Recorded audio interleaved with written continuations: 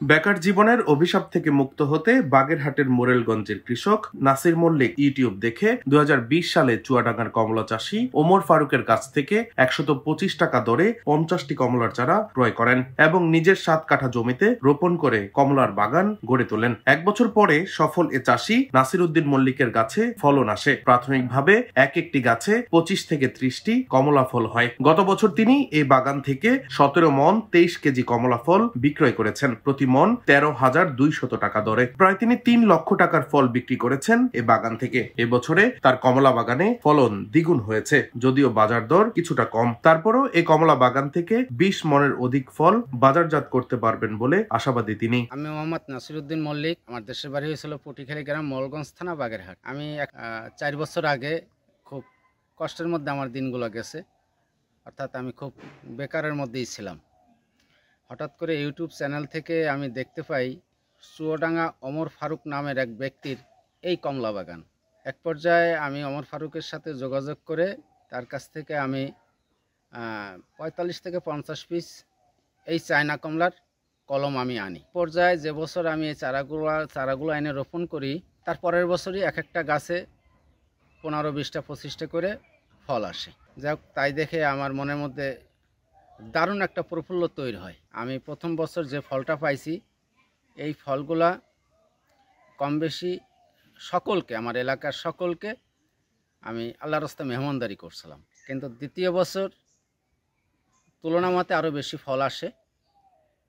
তৃতীয় বছর, গত বছর আমি ১৭ মণ ২৩ কেজি কমলা এই বাগান থেকে সংগ্রহ করি। আমাদের এই মোরেলগঞ্জ পটিখালী গ্রাম, এটা লবণাক্ত এলাকা।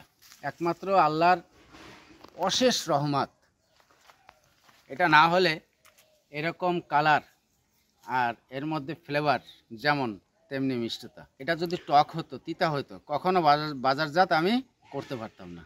এ সফল উদ্যোক্তা চাষী নাসির উদ্দিন মল্লিক বলেন, অতিরিক্ত লবণাক্ততায় যেখানে অন্য ফসল ফলাতে খুবই কষ্ট হয়, তার মধ্যেও এ চায়না কমলা তার বাগানে অতিরিক্ত ফলন হয়েছে। এটি সবই সৃষ্টিকর্তার দান। তবে পরিচর্যায় সার্বক্ষণিক পরিবারের লোকজন থাকি। কমলাগুলো খেতেও খুবই মিষ্টি, যে কারণে স্থানীয় বাজারে যথেষ্ট চাহিদা রয়েছে। আমার ভাই বোন নাসির মল্লিকের বাগানে খুব ফল, খুব মিষ্টি। আমি নাসির মল্লিকের কমলা বাগান দেখে আমিও একটা প্রস্তুতি নিয়েছি যে আমি ওটা কমলা বাগান করানোর ইচ্ছুক আছে। আমি কমলা বাগানে ফল কিনতে আইছি।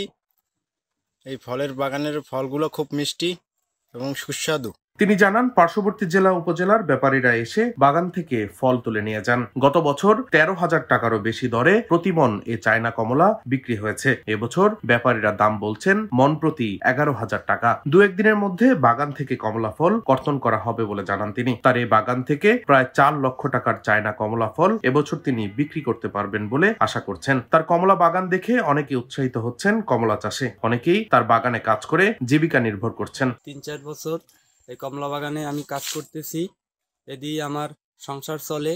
এই লবণাক্ত এলাকায় আমাদের যদি আরো ২-৪টা কমলা বাগান হইতো, তাহলে এলাকার যুবক ছেলেরা, বেকার ছেলেরা এই কাজ করতে পারতো। আমাদের দেশি কমলা ১৭০ থেকে ২০০ টাকা বিক্রি হয়। কমের কারণে আমাদের দেশি কমলা বেশি চলে, আর বাইরে চায়না থেকে যে কমলাটা আসে ওটা ৩৫০ টাকা দাম। এই জন্য খদ্দেরে কিনতে পারেন। আমাদের দেশি কমলাটা বেশি চলে, এবং এটা যদি আরো উৎপাদন হতো তাহলে বাইরের কমলা আমাদের লোকরা কিনতো না, দেশি কমলার পরে অনেক আগ্রহ হতো। না, কমলাটা কেজি ৩৫০ টাকা। ওটা বিদেশ থেকে আজকে কেরাইন খরচ লাগছে, কিন্তু আমাদের দেশে দেশি একটা চায়না লেবু তো জন্মাচ্ছে, সেটার দাম হচ্ছে ১০০ থেকে ১৮০ টাকা, ১৮০ থেকে ১৭০ টাকা কেজি। কিন্তু অনেকে এই লেবুটা কিনতে পারছে, কিন্তু ওই লেবুটা ৩৫০ টাকা অনেকে তা কিনতে পারছে না। এখন আমাদের এই লেবুটার দিক যদি একটু মানসম্মত ভালো করা হয়, তাহলে আমাদের এই লেবুটা আরো দেশে বেশি করে চলবে। কৃষি বিভাগের তথ্য মতে প্রতি বছর বাংলাদেশে ২০০ কোটি টাকার কমলা ও মাল্টা আমদানি হয়। তাদের ধারণা, এই অঞ্চলের কৃষকদেরকে উন্নত জাত, উপযুক্ত প্রশিক্ষণ ও উৎসাহিত করতে পারলে কমলার চাষ বহুগুণ বৃদ্ধি করা সম্ভব। এই চাষাবাদের দেখে পাশাপাশি অনেক লোকজন, তার পার্শ্ববর্তী অনেক লোকজন হচ্ছে কমলা চাষের প্রতি আগ্রহ প্রকাশ করছেন। সেক্ষেত্রে হচ্ছে আমাদের কৃষি সম্প্রসারণ অধিদপ্তরের পক্ষ থেকে তার সাথে সার্বক্ষণিক যোগাযোগ রাখা হচ্ছে, এবং সে যাতে এতে আরো হচ্ছে ব্যাপক আকারে এটা চাষ করা যায় সেই বিষয়ে হচ্ছে খোঁজ খবর নিয়ে পরবর্তীতে উদ্যোগ নেওয়া হবে। এছাড়া বাজারে দেশি কমলা বিদেশি কমলার অর্ধেক দামে বিক্রি হচ্ছে। সরবরাহ বাড়াতে পারলে দাম আরো কম হবে বলে অনেকের ধারণা করছেন। এর ফলে সর্বস্তরের মানুষ দেশি কমলা কিনে খেতে পারবেন। কমলা চাষী নাসির শেখ তিনি প্রথমভাবে শুরু করছেন কমলা চাষে। এই কমলা চাষের ফলন বেশ ভালো, যেহেতু হালকা লবণাক্ততা মাটি এবং কমলা বেশ সুস্বাদু হয়েছে।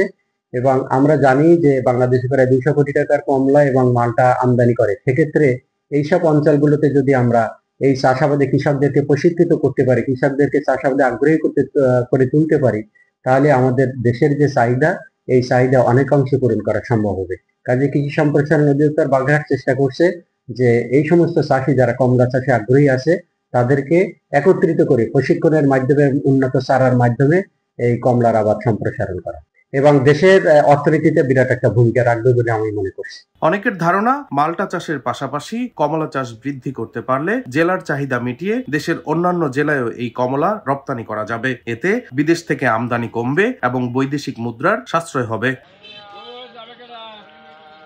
ডেস্ক রিপোর্ট, দৈনিক ডেস্টিনি।